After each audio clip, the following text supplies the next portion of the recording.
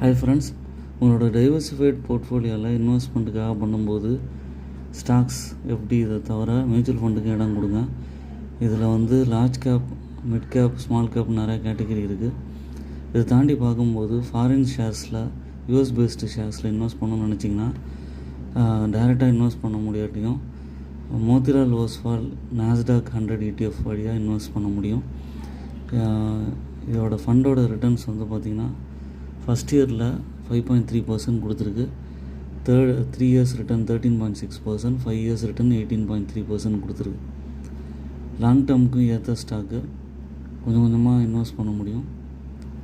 மெயினாக வந்து பார்த்திங்கன்னா ஃபண்டமெண்டல்ஸ் வந்து ஏஇஎம் வந்து 8,000 crores இருக்குது.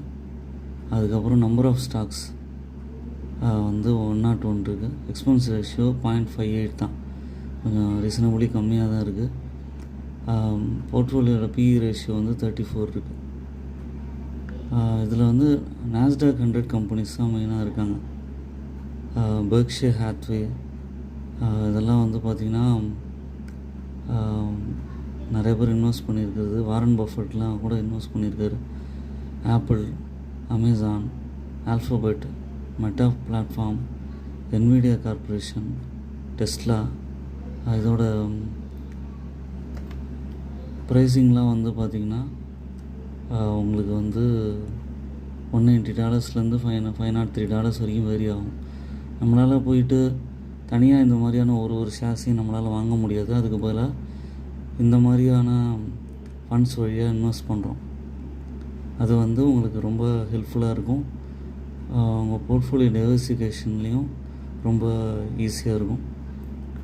மெயினாக வந்து இந்த மாதிரியான இடிஎஃப்ஸில் இன்வெஸ்ட் பண்ணலாம், எக்ஸ்சேஞ்ச் ட்ரேடட் ஃபண்ட்ஸில் இன்வெஸ்ட் பண்ணலாம்.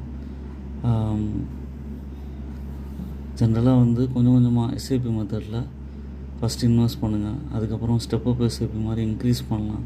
அமௌண்ட்டை இன்க்ரீஸ் பண்ணி இன்வெஸ்ட் பண்ணிங்கன்னா சில சமயம் இந்த மாதிரியான கரெக்ஷன்ஸ் வரும்போதும், மார்க்கெட் கண்டிஷனால் கரெக்ஷன் வந்தாலும் திரும்ப ஏறும். அதனால் வந்து இந்த மாதிரியான ஃபண்ட்ஸில் வந்து நம்பிக்கை நம்ம வந்து இன்வெஸ்ட் பண்ண முடியும். இது வந்து என்னோடய ஒப்பீனியன். நீங்கள் ஓன் அனாலிசிஸ் பண்ணிவிட்டு உங்களோட இன்வெஸ்ட்மெண்ட் அட்வைஸரை கேட்டுட்டு அதுக்கப்புறம் நீங்கள் வந்து மணி இன்வெஸ்ட் பண்ணலாம். என்னோடய சேனலை சப்ஸ்கிரைப் பண்ணுங்கள், லைக் பண்ணுங்கள், எல்லா வீடியோஸும் தொடர்ந்து பாருங்கள். அப்போ தான் வந்து எனக்கு கொஞ்சம் என்கரேஜ்மெண்ட்டாக இருக்கும். தேங்க்ஸ் ஃபார் வாட்சிங் மை வீடியோ. உங்களோட இன்வெஸ்ட்மெண்ட் ஜேர்னியை தொடர்ந்து கண்டினியூ பண்ணுங்கள்.